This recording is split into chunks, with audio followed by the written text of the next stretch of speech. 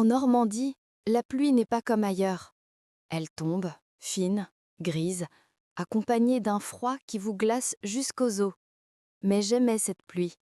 C'était elle qui nourrissait la terre, faisait pousser nos pommiers, maintenait en vie les prairies infinies où paissaient nos vaches. Ma famille vivait depuis 4 générations sur ces terres près de Camembert, à la ferme des Vents.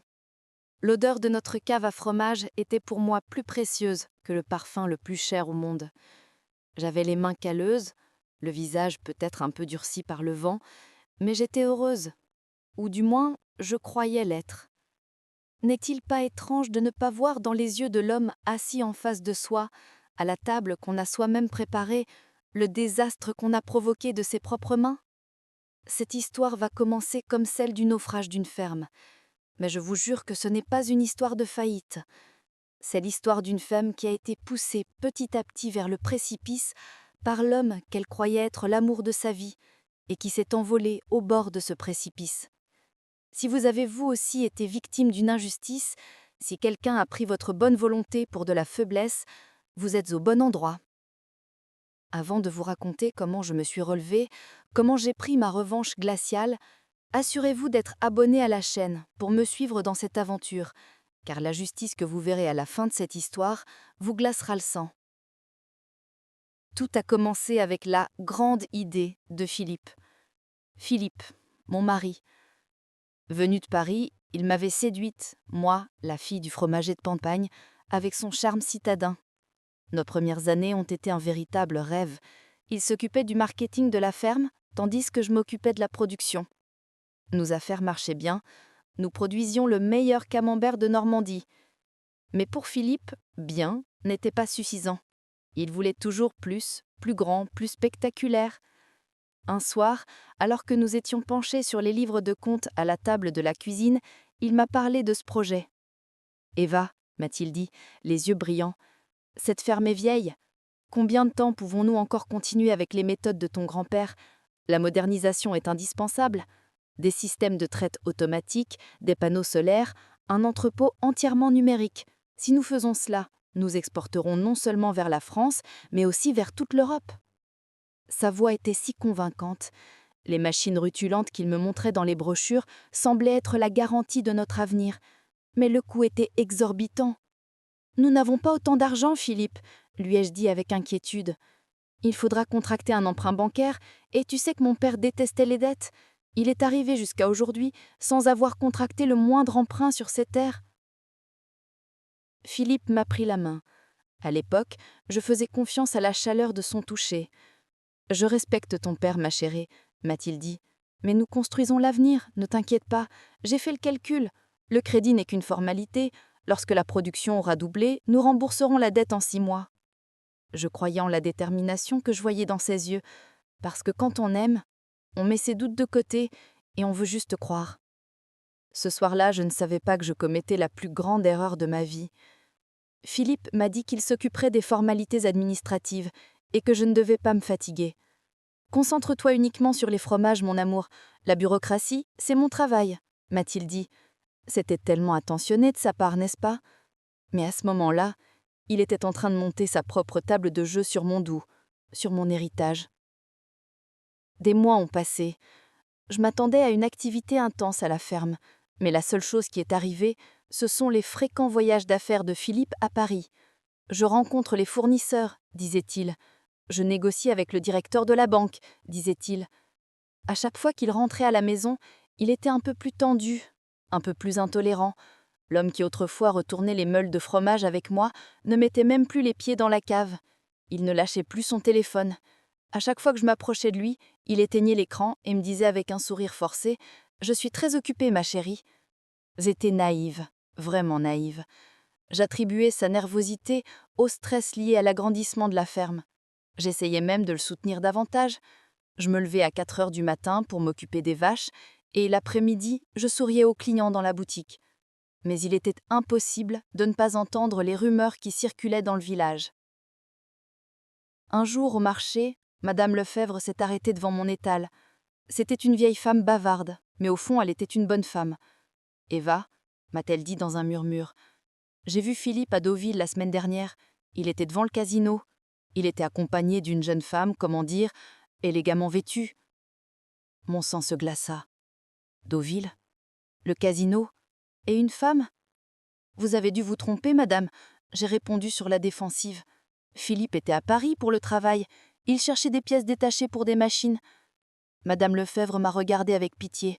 Je n'oublierai jamais ce regard. La pitié de quelqu'un est pire qu'une gifle. Ce jour-là, j'ai fermé mon étal plus tôt. De retour à la maison, j'ai interrogé Philippe. Calmement, sans crier. « Tu étais à Deauville ?» Ses yeux se sont assombris un instant, puis est venue cette explosion de colère familière. « Tu me demandes des comptes, alors que je me démène jour et nuit pour cette ferme? Tu crois au ragot des vieilles commères du village ?» Il criait tellement fort que je me suis sentie coupable. J'ai pensé que je l'avais injustement accusé alors qu'il travaillait pour moi. Je lui ai demandé pardon. Oui, demander pardon à son bourreau. Ce sentiment donne la nausée. Mais la vraie tempête a éclaté au moment de la récolte. Cette année-là, la Normandie a connu une sécheresse. Les pâturages étaient stériles, la production laitière a dû baisser. Mais ce n'est pas cela qui nous a ruinés. Ce qui nous a ruinés, c'est cette voiture noire qui s'est présentée à notre porte.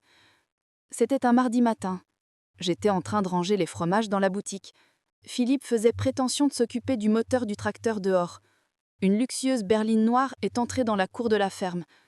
2 hommes en costume gris mal ajusté et un homme en uniforme officiel s'en sont envolés.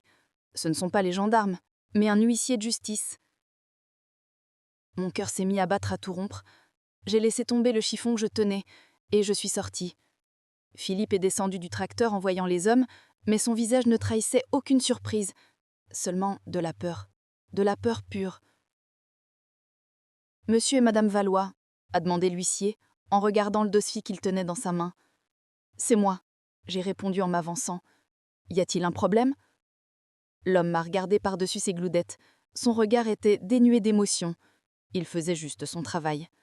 « Nous venons au nom de la Banque nationale de crédit, madame. En raison des mensualités hypothécaires impayées et des intérêts accumulés, nous sommes contraints de lancer la procédure de saisine de la ferme des Vents. Nous vous accordons un délai de 48 heures pour quitter les lieux. » Le sol se dérobait sous mes pieds. Mes oreilles bourdonnaient. Quelle hypothèque? J'ai seulement réussi à articuler. Nous n'avons aucune dette, seulement pour la modernisation. Philippe? Je me suis tournée vers mon mari.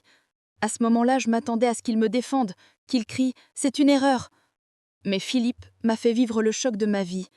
Lui, mon mari, mon complice, mon compagnon, il s'est tourné vers moi et m'a montré du doigt devant tous ces hommes, devant les voisins et les clients qui commençaient à se rassembler dans la cour. « Tu vois, Eva ?» cria-t-il. Sa voix était rauque, il était en sueur. « Je t'avais dit de ne pas faire autant de dépenses luxueuses. Tu parlais de mode parisienne, de vacances. Tu ne m'as pas écouté.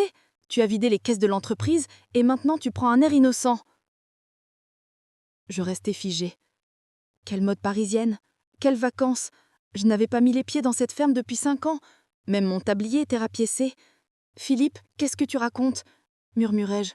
Je n'arrivais pas à parler. « Ne fais pas semblant, » rugit-il.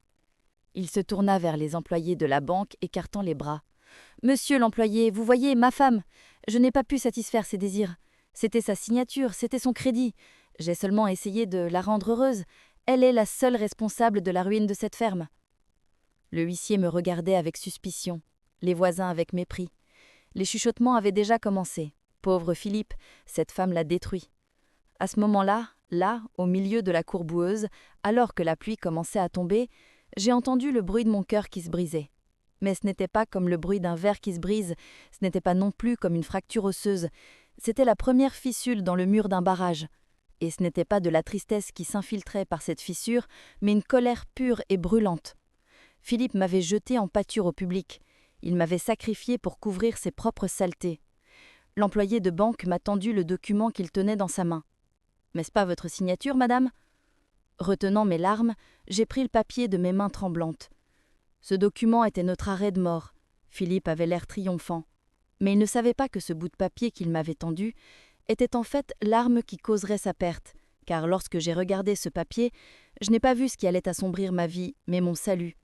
Que voyais-je dans ce document, selon vous? Je vais vous raconter comment j'ai remarqué cette petite erreur stupide dans le plan parfait de Philippe. Et croyez-moi, à partir de cet instant, Eva est morte. À sa place est née une femme qui n'avait plus rien à perdre et qui n'avait qu'une soif de justice.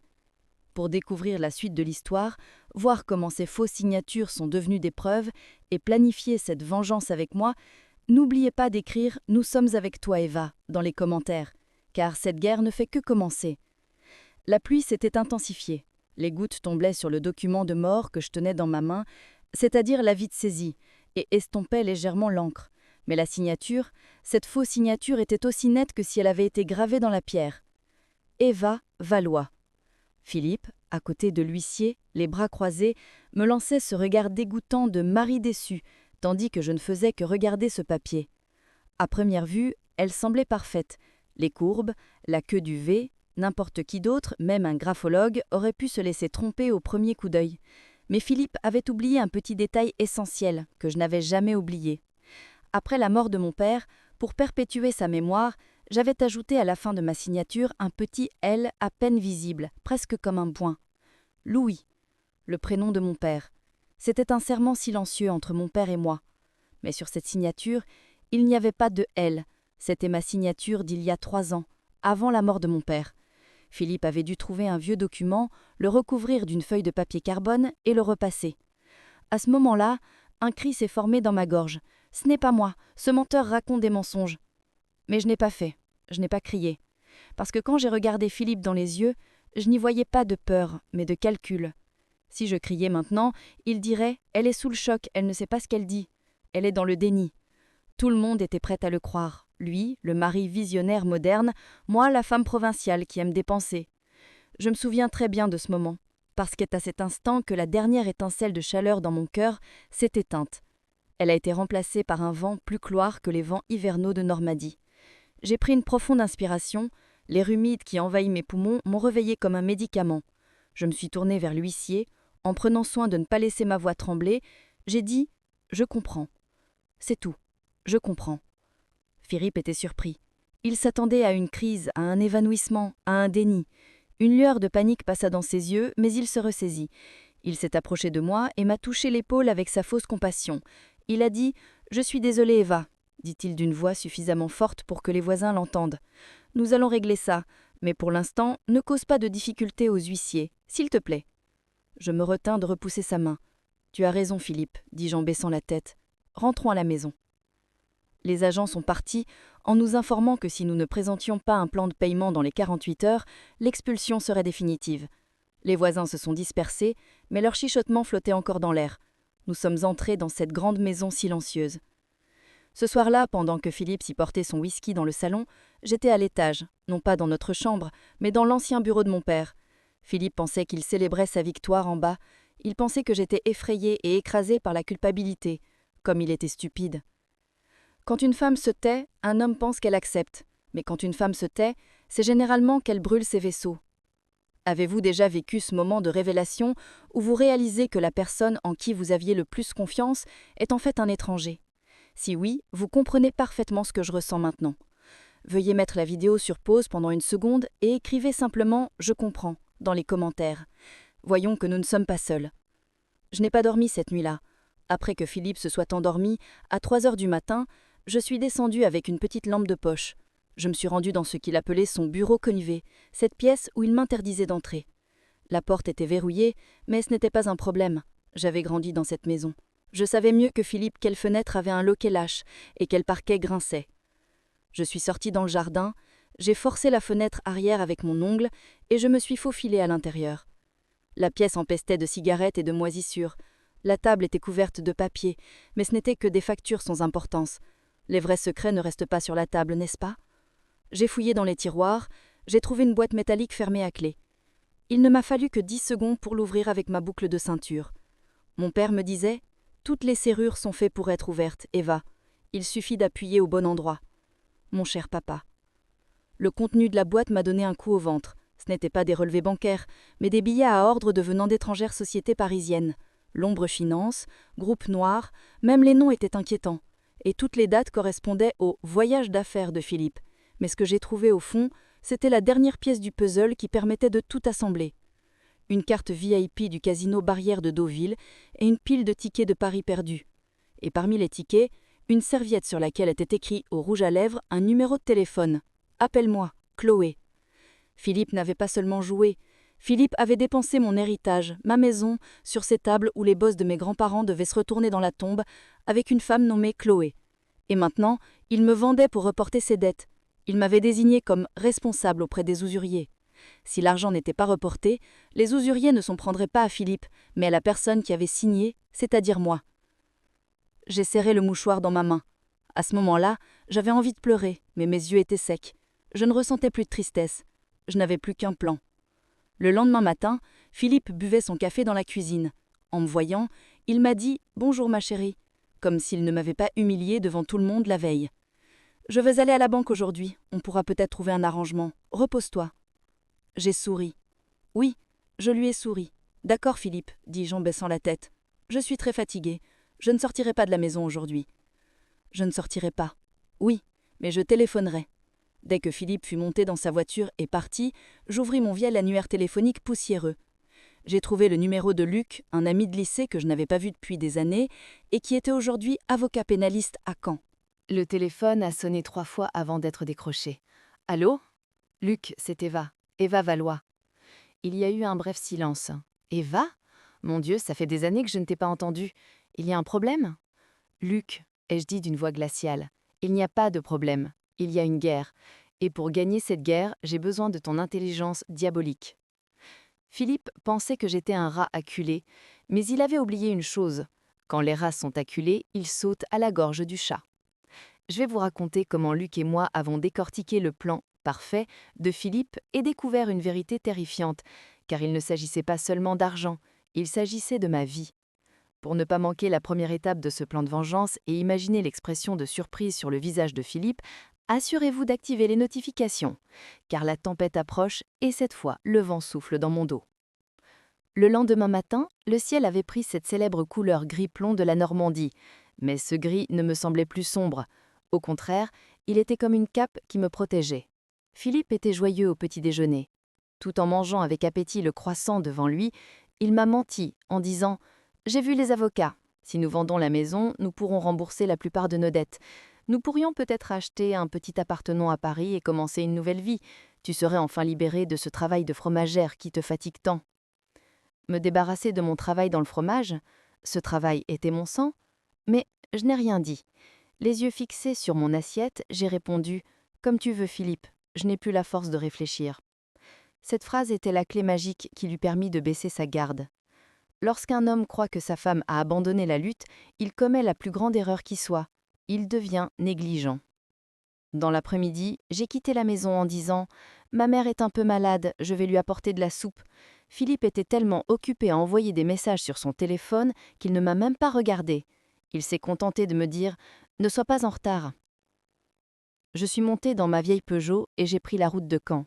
Les essuie-glaces balayaient la pluie dans tous les sens, mais je n'entendais même pas les chansons qui passaient à la radio. Je n'avais en tête que la conversation que j'allais avoir avec Luc. Le bureau de Luc se trouvait dans un vieil immeuble en pierre en face du palais de justice de Caen.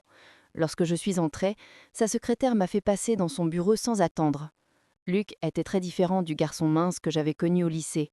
Avec ses lunettes, son regard perçant et son attitude d'avocat qui ne s'étonne de rien, il inspirait confiance. Mais lorsqu'il a vu les documents que j'avais posés sur la table, ceux que j'avais volés dans le coffre secret de Philippe ainsi que le faux acte de saisie, son masque professionnel est tombé. « Ceci, dit-il en tenant les documents à la lumière, c'est de la folie, Eva.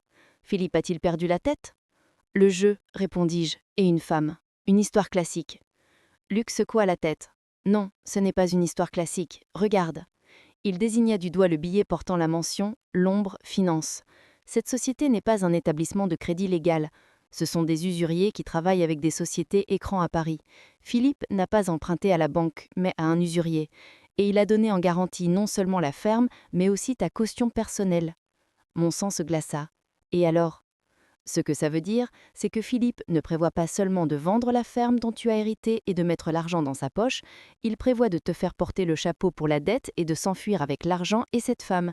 Si ces titres sont utilisés, tu risques même d'aller en prison, tandis qu'il disparaîtra en jouant le rôle du mari victime. Ce que j'entendais me noua l'estomac. L'ampleur de la trahison était plus grande que je ne l'avais imaginé. Ce n'était pas seulement un vol, c'était un plan pour détruire ma vie. Que faisons-nous, Luc ? Demandai-je. Allons-nous voir la police ? Luc a tapé d'un poing sur la table avec son poing. Non, si nous allons voir la police maintenant, Philippe niera tout. Il dira « Ma femme était au courant. Maintenant, elle nie avoir signé pour échapper à ses dettes. La seule preuve que nous avons, c'est que tu as dit « Ma signature comporte la lettre L ». Cela ne tiendra pas devant un tribunal. Il nous faut encore plus. Il nous faut un moment où il avoue qu'il était au courant de cette fraude, voire qu'il avait planifié. Comment allons-nous faire ça ? Luc sortit un petit appareil noir de son tiroir, un enregistreur vocal. Tu vas le faire parler, Eva, à un moment où il se sent sécuré, ivré de victoire.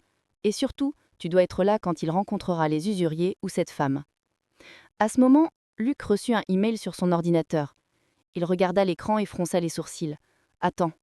Ça va me prendre du temps pour obtenir les relevés de téléphone de Philippe, mais je crois que j'ai trouvé qui est cette femme, Chloé. Il tourna l'écran vers moi. Un profil sur les réseaux sociaux. Chloé D. La femme sur la photo était jeune, belle et dangereusement élégante. Mais le plus choquant était sa dernière publication. Un billet d'avion. Date, dans 3 jours. Itinéraire, Paris, Rio de Janeiro. Elle avait ajouté la légende suivante. Nouvelle vie, nouvelle fortune. Brésil, nous voilà. 3 jours, murmurai-je. Il s'enfuit. Luc m'a regardé dans les yeux. Nous avons 3 jours, Eva. Philippe n'a pas utilisé cette fausse signature pour vendre la ferme, mais pour la céder aux usuriers, probablement même avant que les 48 heures ne soient écoulées. Les usuriers viendront à la ferme sous le prétexte d'un contrat de vente, ils prendront l'argent et s'enfuiront. Je me suis levée. La colère froide qui m'habitait s'était transformée en un couteau charpant.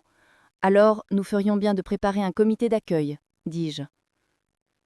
Si vous avez dû courir contre la montre ne serait-ce qu'une seule fois dans votre vie, vous connaissez cette sensation de battement de cœur. Si vous ressentez la même adrénaline que moi en ce moment, soutenez-moi en aimant la vidéo, car ce n'est pas seulement une histoire, c'est une lutte pour survivre. En rentrant chez moi, mon plan était prêt. J'allais donner à Philippe ce qu'il voulait. J'allais paraître tellement désespérée qu'il se précipiterait pour porter le coup de grâce. Quand je suis arrivée à la maison, il faisait nuit. Philippe faisait les 100 pas dans la cuisine. Quand il m'a vue, il s'est précipité vers moi. « Où étais-tu ? Qu'est-ce que tu as fait chez ta mère pendant tout ce temps ?»« J'ai pleuré, Philippe, » répondis-je en me frottant les yeux. « J'ai dit à ma mère au revoir, parce que je ne sais pas quoi faire quand je serai expulsée de cette maison. J'ai sorti de mon sac le petit enregistreur que Luc m'avait donné et je l'ai glissé dans ma poche sans qu'il le voie. » La tension sur le visage de Philippe fit place à un soulagement sournois. Il s'approcha de moi et me caressa les cheveux. « Ne pleure pas. Écoute, j'ai trouvé une solution. Demain après-midi, un investisseur viendra de Paris. Il propose de rembourser les dettes et d'acheter la ferme. Il ne restera peut-être même de l'argent. Un investisseur. Il voulait dire des usuriers. Vraiment ? Et je demandai d'une voix pleine d'espoir. Et la signature ? Ma signature ? Pas de problème, a répondu Philippe sans surciller. Reste là, je m'occupe de tout. Tu n'y connais rien à ces affaires de toute façon. J'ai appuyé sur le bouton d'enregistrement de l'appareil dans ma poche. Donc je n'ai rien à signer ? Ce faux truc, ce sera comme une signature à la banque ? Philippe hésita. Il me regarda. Y avait-il un soupçon de doute dans ses yeux ? Non. Son arrogance était telle qu'il ne pensait même pas que je puisse le remettre en question. Il rit. « Ne te fatigue pas la tête avec ça, dit-il. Oui, on fera comme pour cette signature. Personne ne s'en rendra compte. Voilà. L'aveu. Un aveu petit, indirect, mais clair. Personne ne s'en rendra compte. En sortant de la pièce, il m'a lancé « Habille-toi bien demain, Eva. Nous devons nous montrer respectueux envers nos invités. » En montant les escaliers, je me suis souri. « Ne t'inquiète pas, Philippe, ai-je pensé. Demain, je m'habillerai de telle sorte que ces invités ne m'oublieront jamais. » Mais cette nuit-là, avant de m'endormir, un message anonyme reçu sur mon téléphone allait bouleverser tous mes plans. Le message ne contenait qu'une photo et une localisation. La photo représentait la voiture de Philippe, mais elle n'était pas garée dans un parking d'hôtel, mais sur les falaises de Fécamp, l'un des sites les plus dangereux de Normandie. Que faisait Philippe là-bas ? Ou bien tout était-il plus sombre que prévu ? La position indiquée sur l'écran de mon téléphone correspondait aux falaises de Fécamp, l'endroit le plus sauvage et le plus impitoyable de Normandie. La vitesse du vent y est parfois si forte qu'elle peut emporter une personne en mer. Que faisait Philippe là-bas ? Et surtout, qui m'avait envoyé cette photo ? Je n'avais pas le temps de réfléchir. J'ai attrapé les clés de la Peugeot et je me suis précipitée dehors. Philippe devait croire que je dormais, alors j'ai poussé la voiture jusqu'au bout du chemin de la ferme et je n'ai démarré le moteur qu'une fois arrivé sur la route principale. Le trajet a duré 1 heure, mais m'a semblé durer une éternité. Il pleuvait des cordes, les essuie-glaces ne suffisaient pas, des formes floues dansaient sur le pare-brise. Tout au long du trajet, j'ai imaginé 1000 scénarios. Peut-être que Philippe avait des remords, peut-être qu'il était là parce que les usuriers les menaçaient. L'être humain nourrit même son bourreau d'un dernier espoir. Quelle douleur! En arrivant à Fécamp, j'ai caché la voiture dans le coin le plus reculé du parking touristique, parmi les buissons. Le bruit du vent se mêlait au bruit des vagues qui se brisaient sur les rochers.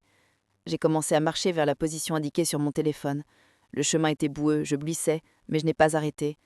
Après environ 10 minutes de marche, près du bord de la falaise, à côté d'une cabane d'observation abandonnée, j'ai vu ses phares familiers. La voiture de Philippe. Le moteur tournait. Il y avait un autre véhicule à côté, une camionnette noire dont la plaque d'immatriculation était recouverte de boue. Mon cœur battait si fort que j'avais l'impression qu'il avait explosé dans ma poitrine. Je me suis caché derrière des buissons de murs épineux. Nous étions si proches qu'ils auraient pu entendre ma respiration s'il n'y avait pas eu le bruit du vent. J'ai sorti l'enregistreur que Luc m'avait donné, les mains tremblantes, et j'ai appuyé sur le bouton « Enregistrer ». Philippe est sorti de la voiture. Il portait son trench coat coûteux, mais celui-ci flottait au vent comme un blanc d'eau. Quand j'ai vu l'homme descendre du fourgon, mon sang s'est glacé. C'était un homme corpulent, chauve, au visage dépourvu de toute compassion. Ce n'était pas un banquier. Ce n'était pas du tout un investisseur. « Tu as porté l'argent » a demandé l'homme. Sa voix ressemblait au frottement de cailloux les uns contre les autres. Philippe sortit un sac de sport du coffre de la voiture. « Il n'y a pas tout, » dit-il d'une voix tremblante. « La moitié seulement. Vous aurez le desk demain une fois que le travail sera terminé. » L'homme prit le sac, jeta un coup d'œil à l'intérieur et grogna de mécontentement. « Ce n'était pas l'accord, Valois. On veut tout. » « Écoute, » dit Philippe en reculant d'un pas. « Le plan fonctionnera à merveille. Demain après-midi, tu viendras à la ferme comme un investisseur. Eva signera les papiers. Enfin, je m'en occuperai à sa place.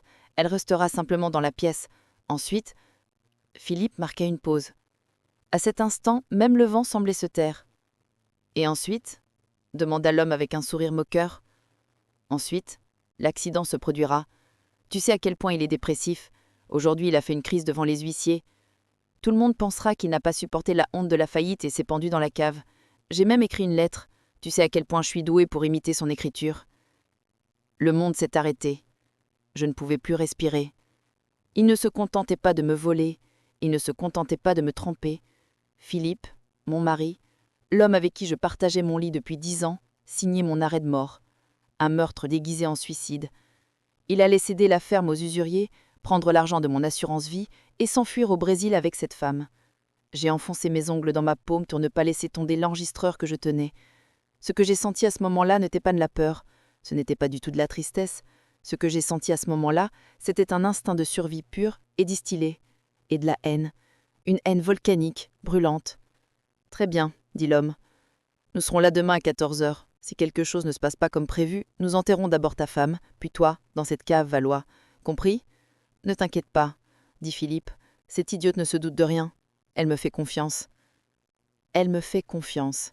Ces 2 mots résonnaient dans mon esprit. Alors que les hommes montaient dans leur camionnette et s'éloignaient, Philippe alluma une cigarette. Il se tend au bord de la falaise et regardait la mer. Il rêvait probablement de sa nouvelle vie. Quant à moi, j'étais allongé dans les buissons, dans la boue, avec son arrêt de mort dans les mains. À ce moment-là, j'aurais pu sortir de là et le pousser dans le vide. Je vous jure que j'aurais pu le faire. Personne ne m'aurait vu. J'aurais dit que c'était un accident. Mais non. Cela aurait été une fin trop facile pour lui. Non. Il devait pourrir en prison. Il devait lire dans mes yeux qu'il avait tout perdu, que je l'avais vaincu.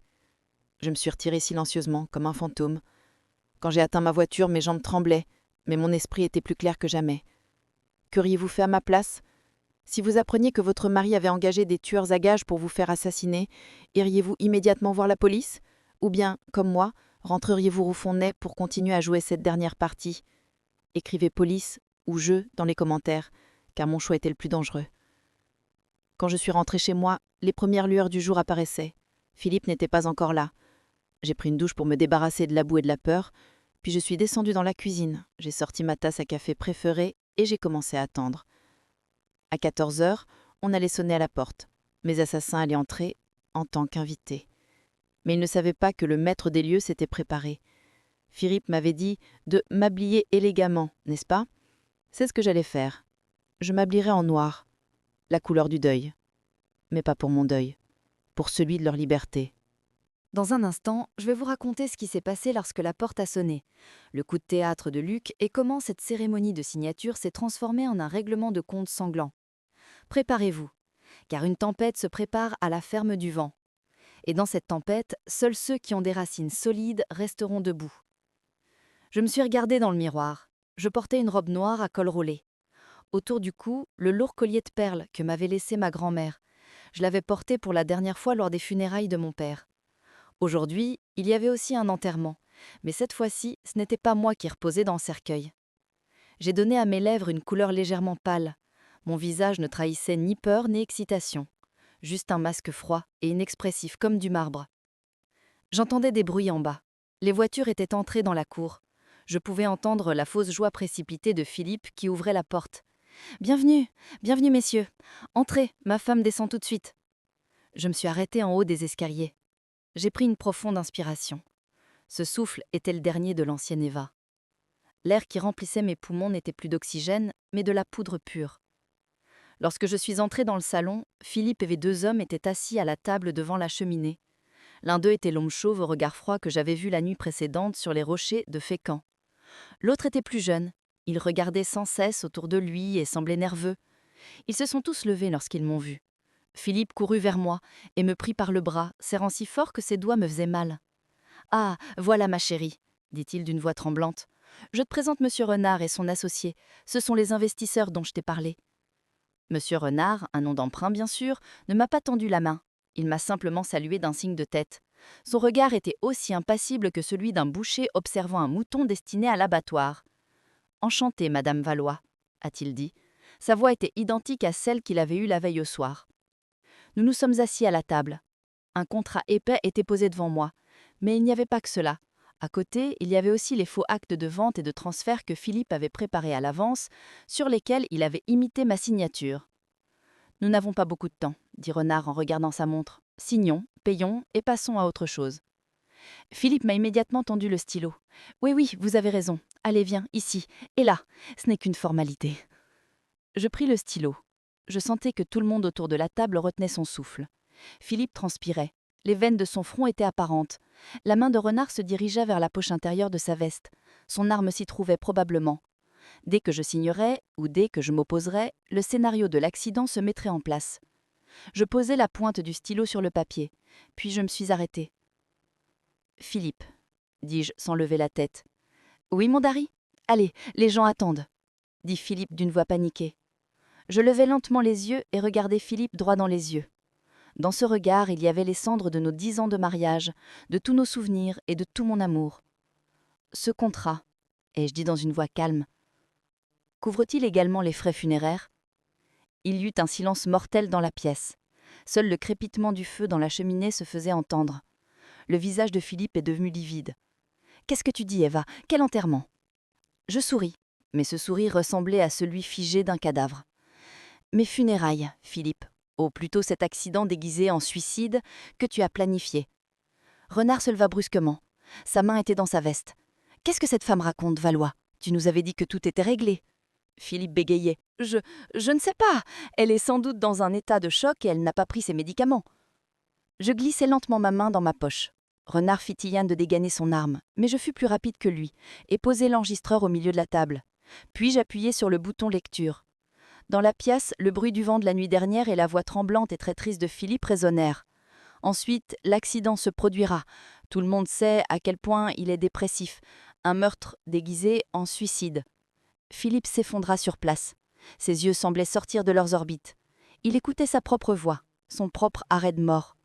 Renard, lui, avait compris la gravité de la situation. « C'est en trappe !» cria-t-il en désignant son partenaire. « Occupez-vous de ça, on s'en va tout de suite !»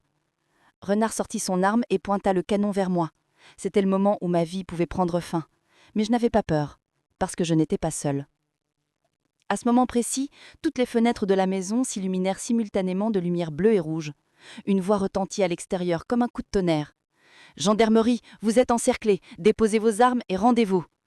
Renard, qui ne s'y attendait pas, courut vers la fenêtre, paniqué. « Merde, ils sont partout !» Je moi-même ne bougeais pas un pouce. Je me tournai vers Philippe.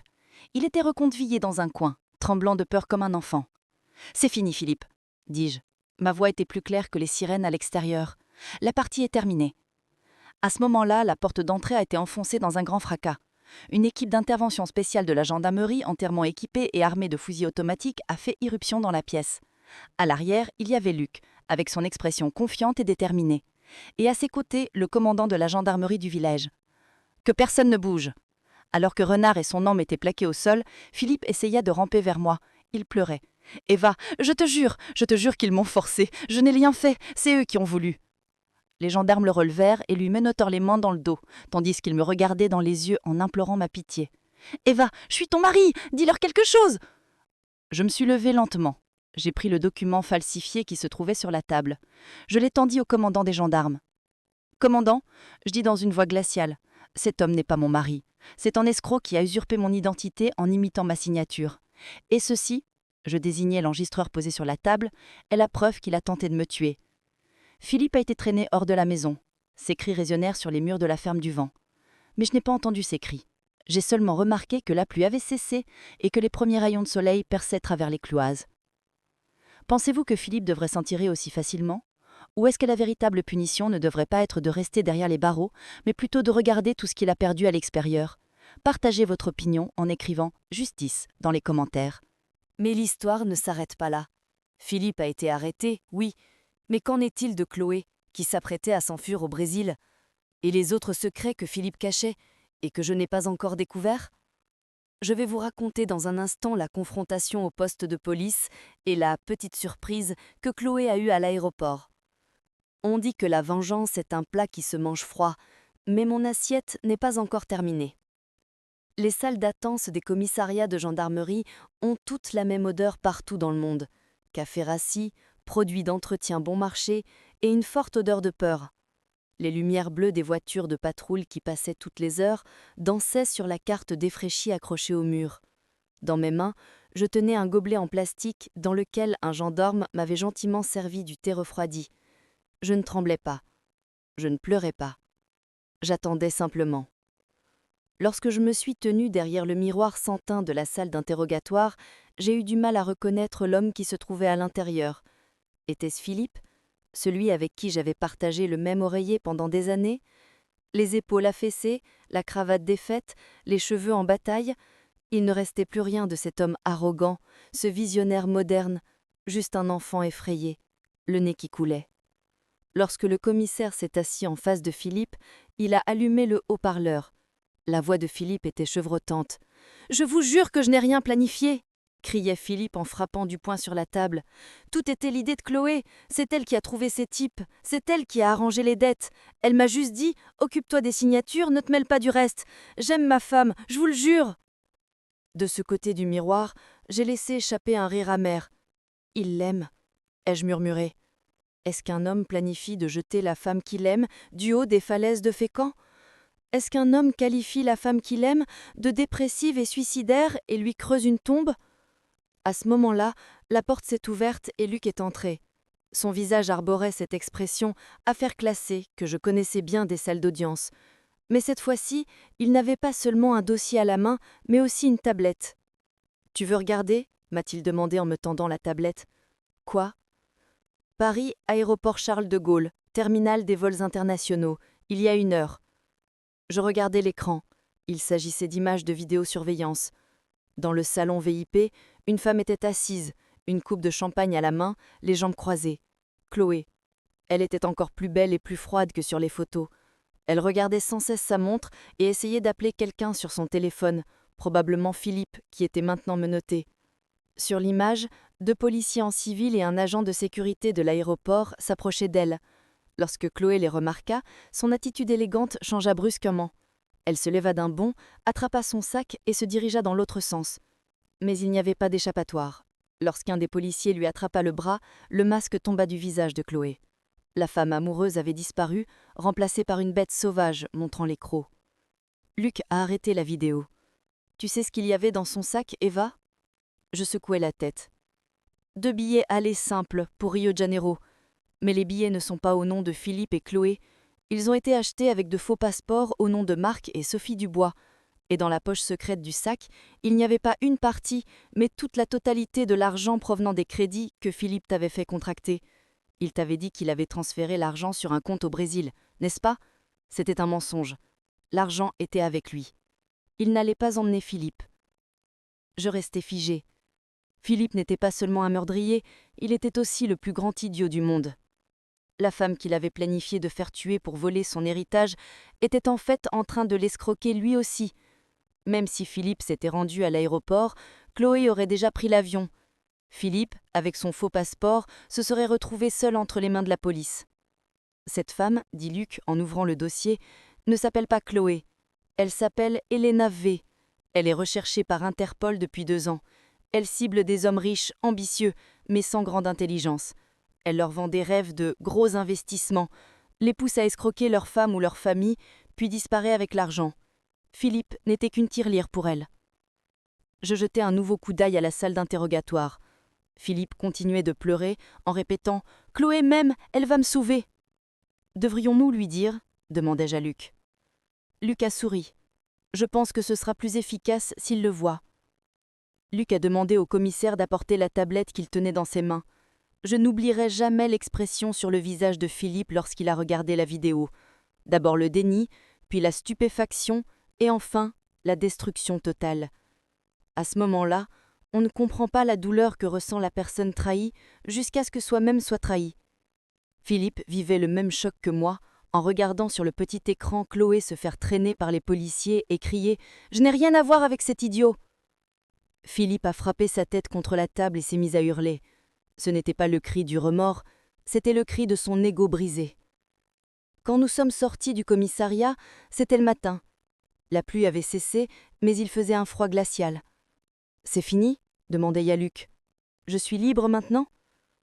Luc prit une profonde respiration et leva les yeux vers le ciel. Philippe et sa bande sont en prison. Chloé a été arrêtée. Le procès criminel tournera en notre faveur, c'est certain, mais... Il s'interrompit. Ce mets me noua l'estomac. Mais quoi, Luc?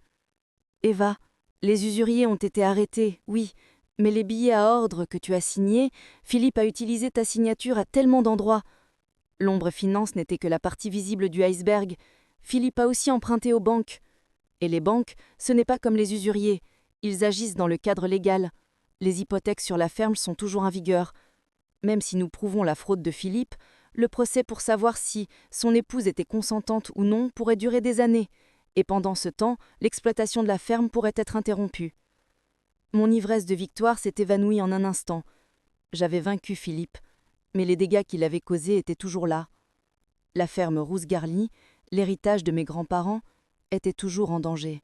« Que faisons-nous » demandai-je, sans perdre ma détermination. « Nous allons nous battre » répondit Luc. « Mais cette fois, ce ne sera pas dans les salles d'audience, mais sur le terrain financier. Et pour cela, nous avons besoin de plus que tes barreaux moisis dans la cave à fromage. Nous avons besoin d'argent liquide, Eva. D'argent liquide et tout de suite. Sinon, la banque fermera boutique la semaine prochaine. » Quand je suis rentrée à la maison, la ferme vide me semblait un tombeau. Philippe n'était pas là. Il n'y avait pas de menace. Mais la peur de perdre mon héritage hantait la maison comme un fantôme. Je suis allée dans la cuisine.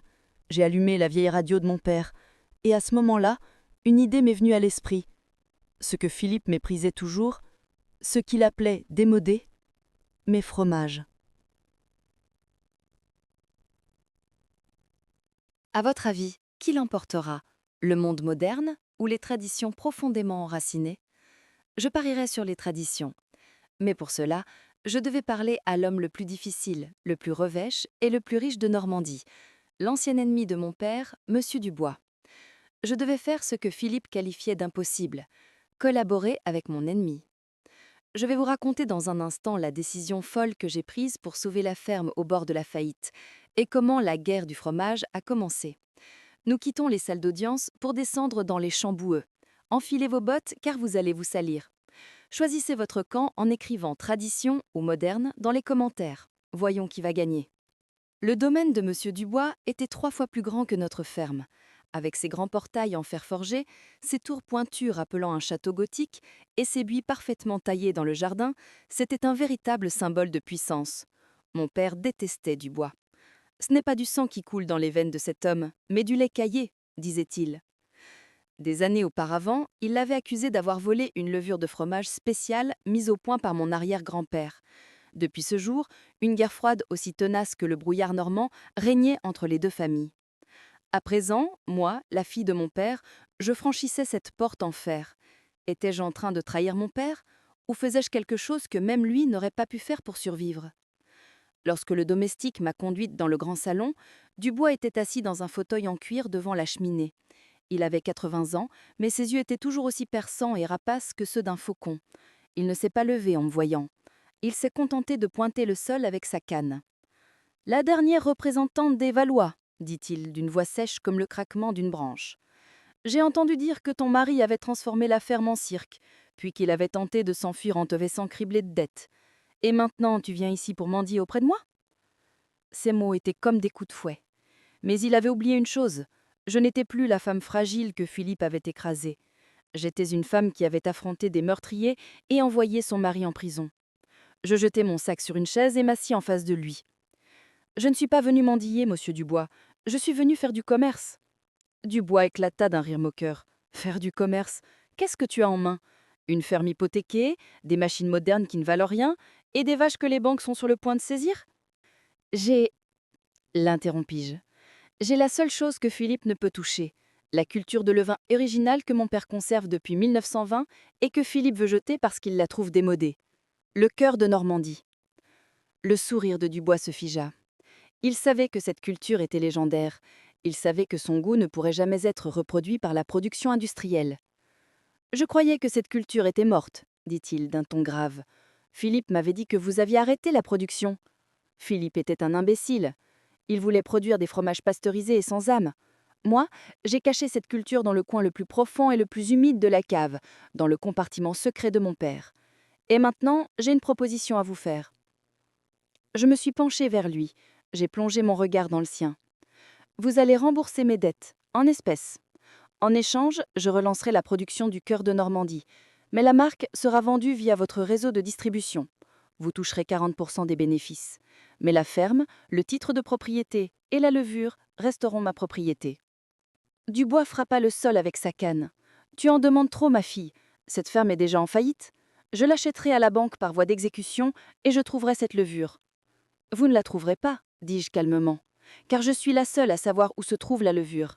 Et si la banque saisit la ferme, je détruirai la levure en y versant de l'acide. Je vous le jure. » Il y eut un long silence dans la pièce. Dubois m'observait.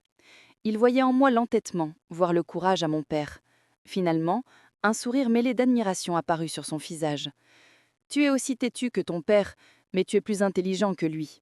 À cause de sa fierté, il n'aurait jamais accepté de s'asseoir à la table avec moi. » Il se leva et se dirigea vers la cheminée. « D'accord, je rachèterai ta dette.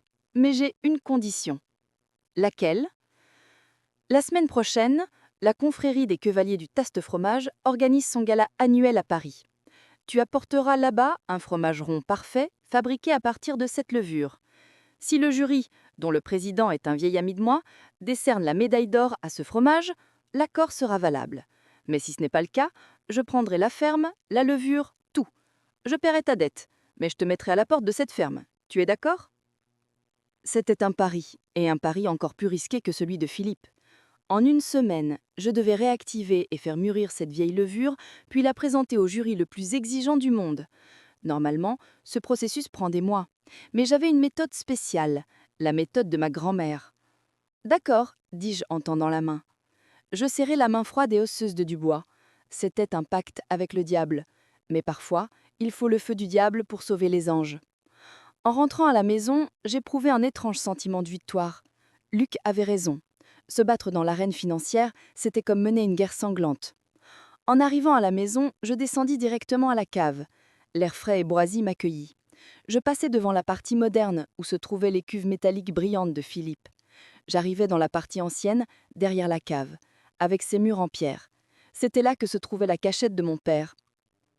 J'ai poussé une des pierres dans un angle précis. Le mécanisme secret s'est enclenché et la petite porte en bois s'est ouverte.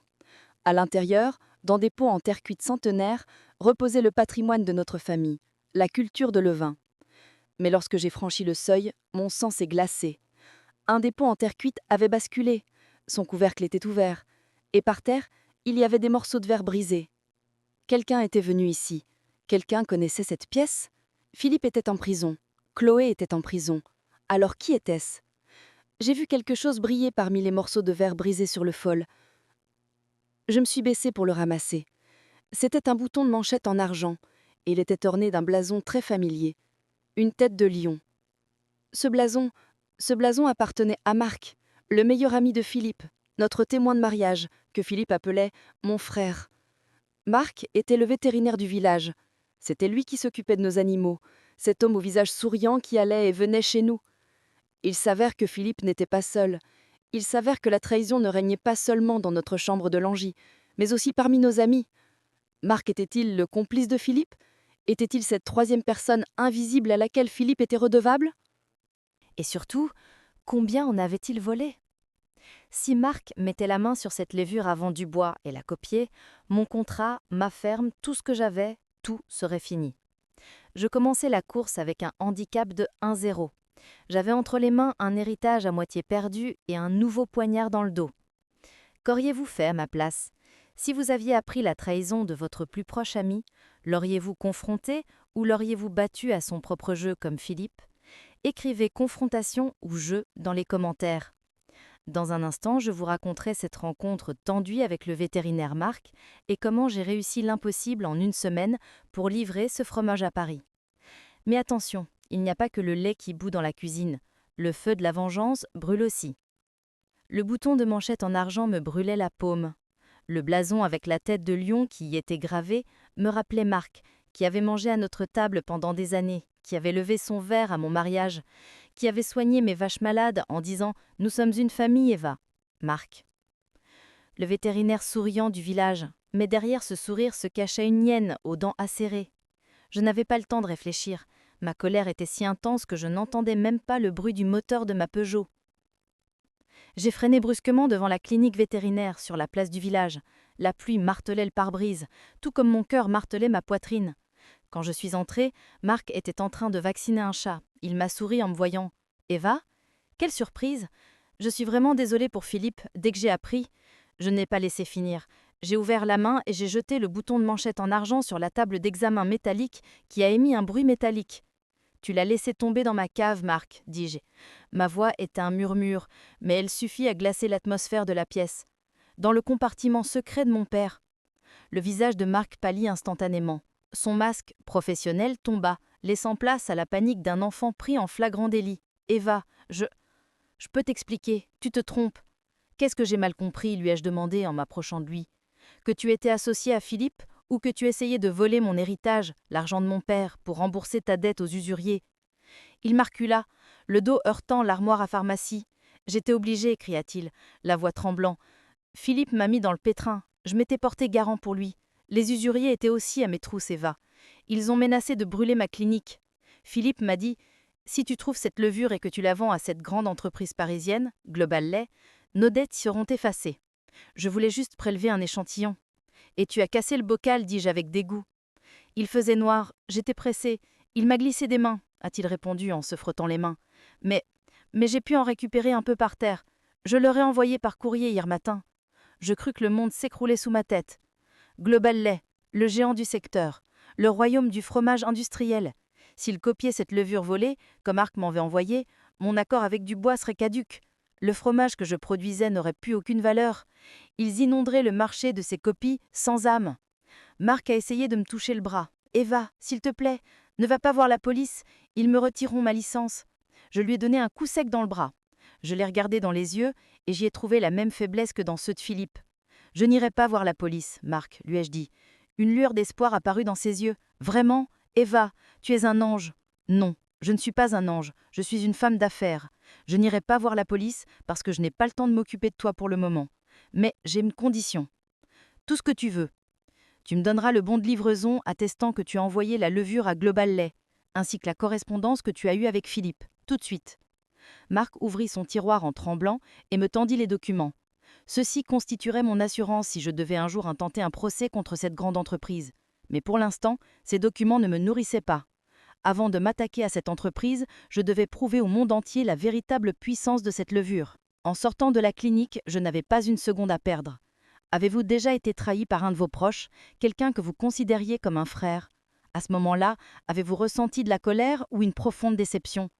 Partagez vos commentaires en écrivant trahison, car je ne veux pas porter seul ce poids émotionnel. De retour à la ferme, je suis descendu directement à la cave. Au fond du bocal cassé, il ne restait que quelques grammes de levure. L'héritage centenaire de mon père se résumait à une cuillère à café. Était-ce suffisant?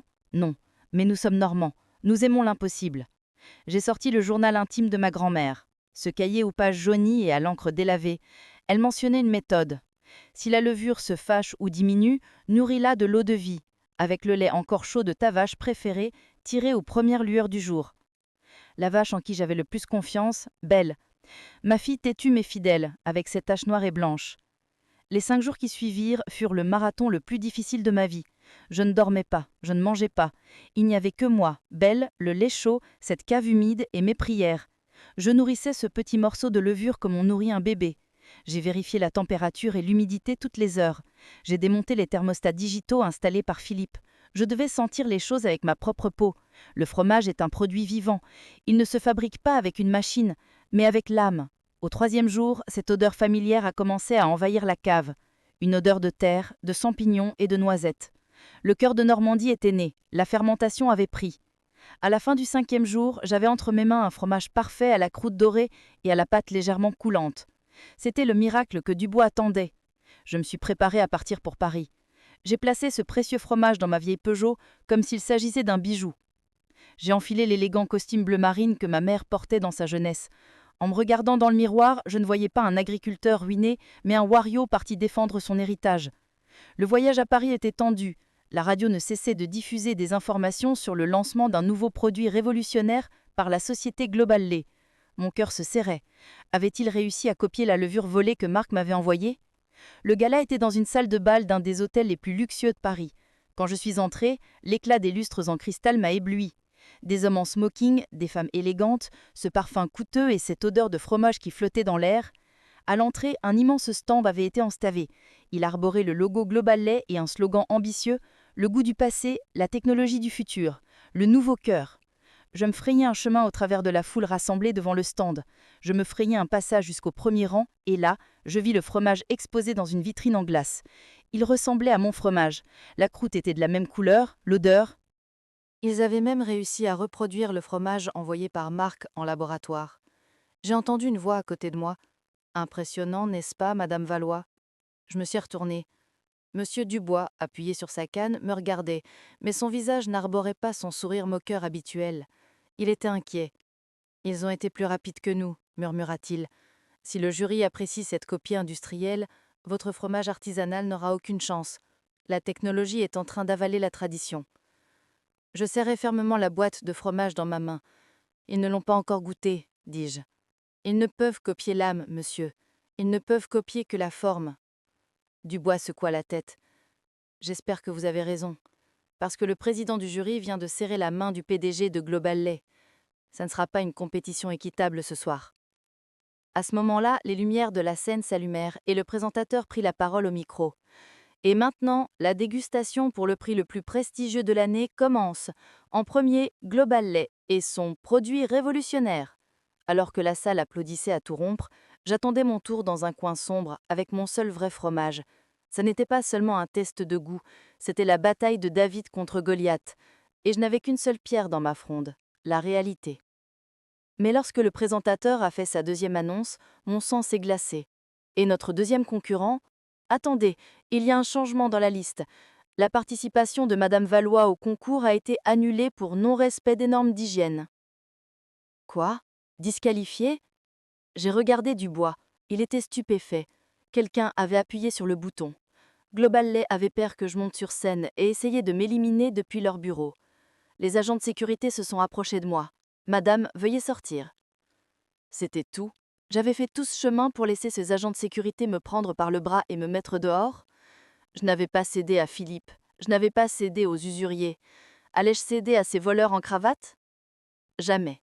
Je vais vous raconter comment j'ai provoqué un scandale au milieu de cette salle de bal, comment j'ai forcé le président du jury à goûter ce fromage, et quelle expression s'est affichée sur le visage du PDG de Global Lait. Préparez-vous, car Paris va découvrir ce soir ce que signifie la tempête normande. Lorsque le vigile m'a saisi le bras, je me suis demandé pendant une seconde ce que j'aurais fait si j'avais été l'ancienne Eva. Je rougirais probablement de honte, baisserais la tête et sortirais discrètement par la porte arrière. Mais cette Eva-là était morte avec la trahison de Philippe. La femme qui se tenait dans cette salle était une femme qui avait surmonté les obstacles, mis les usuriers à genoux et ravivé une levure centenaire en la réchauffant avec sa propre peau. Je n'allais pas me soumettre à ces hommes. Je tirai brusquement sur mon bras. Ce mouvement était si soudain et si violent que le garde perdit l'équilibre et recula. « Ne me touchez pas !» ai-je crié. Ma voix était si forte qu'elle couvrait le tintement des verres en cristal. L'orchestre de la salle de bal s'est tu. Les chuchotements ont cessé. Des centaines de têtes se sont tournées vers moi. Je me suis dirigée vers la scène. Chaque mouvement que faisaient mes talons sur le parquet, tac, tac, tac, ressemblait à un tambour de guerre. « Vous ne pouvez pas me disqualifier !» ai-je dit, en regardant le président du jury droit dans les yeux. Parce que ce qui vous effraie ne sont pas les normes d'hygiène. Ce qui vous effraie, c'est la réalité. Le PDG de Global Lait, M. Roche, a bondi du bord de la scène. Il arborait son sourire corporate et factice, mais ses yeux brillaient de colère. « Cette femme est folle !» a-t-il crié à la foule. « Sécurité, virez-la! Elle gâche cette soirée prestigieuse !» 2 agents de sécurité se sont précipités vers moi. C'était ma dernière chance. J'ai brandi la boîte de fromage que je tenais dans ma main. Tout le monde dans cette salle prétend s'y connaître en fromage, mais quel un d'entre vous peut faire la différence entre un vol et un miracle? Cette phrase a figé la foule. Les flashs des journalistes ont commencé à crépiter. Ils avaient flairé le scandale et plus rien ne pouvait les arrêter. Monsieur Dubois, levant sa canne au-dessus de la foule, a crié « Laissez-le parler ! S'il a confiance dans son produit, que le jury décide !» Le poids de Dubois suffit à arrêter les agents de sécurité. Le président du jury était un vieux gourmet respecté. Il m'a regardé avec curiosité, puis il m'a fait signe de venir. Je suis montée sur scène. Aux côtés du fromage parfait et industriel de Global Lait, j'ai posé mon fromage légèrement difforme, à la croûte rugueuse, mais qui sentait bon de terroir. Le PDG Roche s'est approché de moi et m'a chuchoté à l'oreille. « Tu es finie, petite paysanne. Je vais acheter ta ferme et ta petite vie, et j'y construirai un parking. » Je me suis tournée vers lui et je lui ai souri. « Peut-être, » ai-je répondu. « Mais avant, tu vas manger ce fromage. » Le président du jury a pris son couteau. Il a d'abord coupé le fromage de Global Lait. Le fromage était parfait, sa texture était lisse, sa couleur était conforme aux normes. Il l'a goûté. Il a hoché la tête. « Une technique parfaite », a-t-il déclaré. « Équilibrée, sans défaut. » Roche a bombé le torse, comme s'il avait remporté la victoire. Puis le président s'est tourné vers mon fromage. Au moment où il a enfoncé son couteau, un léger écoulement crémeux s'est produit à l'intérieur du fromage. La croûte a craqué sous le couteau. Le président mit le morceau dans sa bouche. Il n'y avait pas un bruit dans la salle. Le président ferma les yeux. Il mâcha, puis il s'arrêta. L'expression de son visage semblait davantage évoquer un ancien souvenir qu'un plaisir gustatif. Lorsqu'il rouvrit les yeux, je vis une larme perler au coin de l'œil de le vieil homme. « C'est... » dit-il d'une voix tremblante. « C'est de goût. Je ne l'avais pas goûté depuis 50 ans. C'est la pluie de Normandie. C'est l'air froid de 4 heures du matin. C'est quelque chose de vivant. » Il posa le micro et se tourna vers moi. « Comment avez-vous fait cela, madame? Cette levure avait disparu dans les années 70. Cette levure n'est pas morte, » ai-je répondu d'une voix qu'on pouvait entendre jusqu'au fond de la salle. Elle s'est simplement cachée. Comme les vérités se cachent. J'ai pointé du doigt Roche et son stand sophistiqué. Ce que ces hommes ont reproduit dans leur laboratoire n'est que de la chimie. Oui, ils ont utilisé un échantillon volé dans ma ferme, un échantillon volé par mon vétérinaire, Marc. Un grand murmure parcourut la salle. Roche criait « Mensonge, calomnie !» mais personne ne l'écoutait. Mais ils oublient une chose, je n'ai pas seulement la levure qui fait le fromage, c'est le lait de la vache belle qui le fait. C'est l'humidité de cette cave en pierre que mon grand-père a construite de ses propres mains. Et surtout, ce qui le fait, c'est les larmes d'une femme qui veille pendant 5 nuits sans dormir pour faire vivre cette levure. Vous ne pouvez pas reproduire cela en laboratoire, monsieur Roche.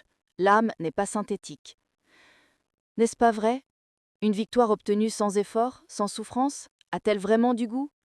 Si vous aussi vous recherchez la vérité, aimez cette vidéo et faites entendre notre voix. Car ces applaudissements ne sont pas seulement pour moi, Ils sont pour vous tous. Le président du jury s'est levé. Il a pris la médaille d'or qu'il tenait dans sa main et l'a posée sur la boîte de Global Lait. Puis, il l'a déposée sur mon vieux fromage Bosley. Ce soir, ce n'est pas un vol, mais une résurrection, a-t-il déclaré. Le Grand Prix revient à la Ferme des Vents et à Madame Eva Valois. Les applaudissements étaient plus bruyants que les tempêtes de Normandie. Dubois, au bord de la Seine, m'a salué en retirant son chapeau. Roche, quant à lui, quittait la salle en parlant au téléphone avec ses avocats. Luc avait déjà divulgué à la presse les aveux de Marc et les registres de fret. Demain matin, les actions de Global Lait s'effondreraient. En descendant de scène, je sentais mes jambes trembler. Cette fois, ce n'était pas de peur, mais d'excitation. J'avais réussi. J'avais fait ce que Philippe m'avait dit que je ne pouvais pas faire, ce qu'il m'avait dit que je n'étais qu'un simple paysan. J'avais mis Paris, cette Paris si arrogante, à genoux avec mes mains calleuses. Mais l'histoire ne s'arrête pas là. À la fin de la soirée, lorsque je suis rentrée dans ma chambre d'hôtel, mon téléphone a sonné. C'était un gendarme qui m'appelait. « Madame Valois, dit-il, votre mari, je veux dire, votre ex-mari, Philippe, et il souhaite vous voir. Il sera transféré demain matin à la prison de Normandie. C'est votre dernière chance. » Je ne veux pas le voir, allais-je répondre.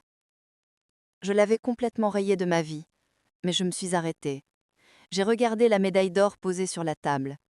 Philippe ne savait rien de ma victoire. Il pensait que j'attendais chez moi, en pleurant, la vente de la ferme. Je ne pouvais pas tourner la page sans voir cette dernière expression dans ses yeux. Ce moment où il avait compris qui j'étais vraiment. « D'accord, ai-je dit au fonctionnaire. Je viendrai. » Et nous approchons de la fin. Je vais vous raconter ma dernière confrontation avec Philippe derrière ses barreaux. Je n'ai qu'une seule phrase à lui dire, et cette phrase résumera toute cette histoire. Ne manquez pas le dernier épisode pour découvrir l'état actuel de la ferme du Vent et ma nouvelle vie. La vengeance est accomplie. Il est maintenant temps de savourer la justice. La salle de visite de la prison de Normandie, avec ses murs en béton gris et ses chaises métalliques fixées au sol, était à l'opposé de l'atmosphère chaleureuse et vivante de la ferme du Vent. La vitre épaisse qui nous séparait n'était pas seulement un obstacle physique, c'était une frontière entre deux mondes différents. D'un côté, moi, qui avais gagné ma liberté de mes propres mains, de l'autre, lui, victime de ses propres ambitions. Lorsque Philippe est entré dans la pièce, je ne l'ai pas reconnu. L'homme à la posture droite, vêtu de costume coûteux, avait disparu. À sa place se trouvait un fantôme aux épaules affaissées, les yeux cernés, perdu dans son uniforme de prisonnier. En me voyant, une lueur d'espoir insignifiante a brillé dans ses yeux. Ses mains tremblaient lorsqu'il a pris le combiné. « Eva, dit-il, d'une voix rauque, tu es venue, je le savais, je savais que tu ne m'abandonnerais pas. » Je m'assis sur la chaise de l'autre côté de la vitre, mais je ne pris pas tout de suite le combiné. Je l'observais. Je me contentais de l'observer. J'avais aimé cet homme pendant des années. Je m'étais levée tôt le matin pour travailler pour cet homme.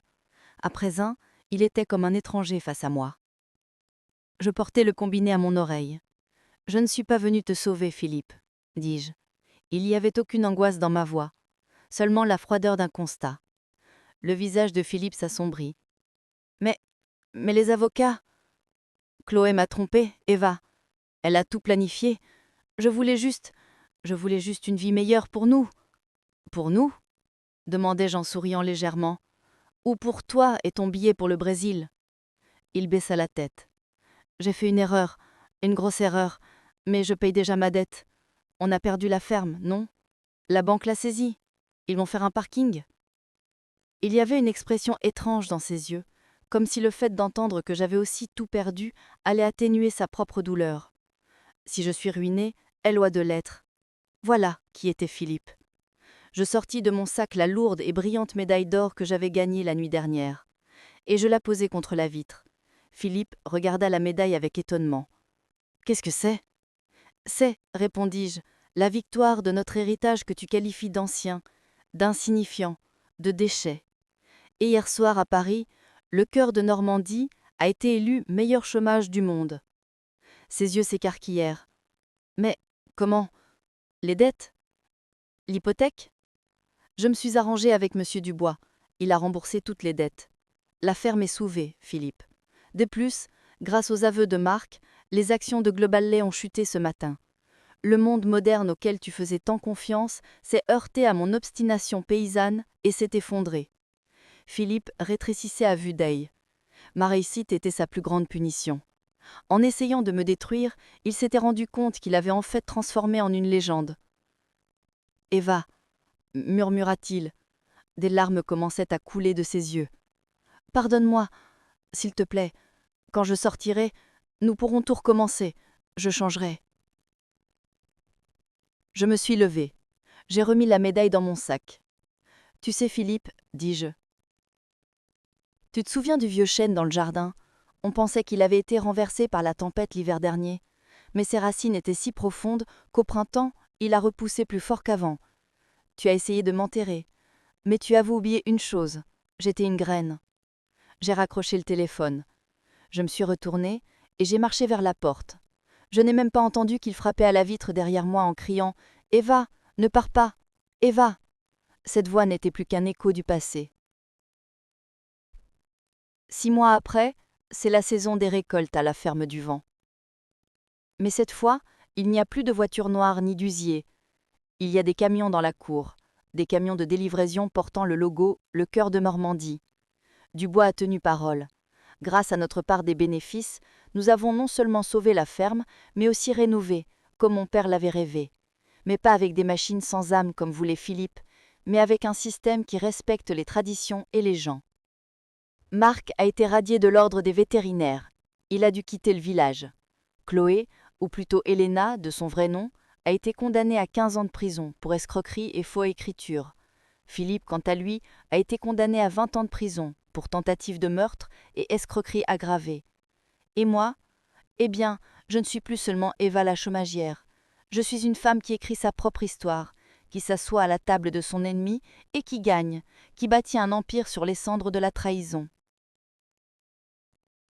Le soir, je descends parfois dans la cave. Je me tiens devant le compartiment secret de mon père, et je sais que mon père, qui m'a appris à ajouter le petit L à ma signature, me regarde de quelque part et sourit. La vie vous frappe parfois avec les mains auxquelles vous faites le plus confiance.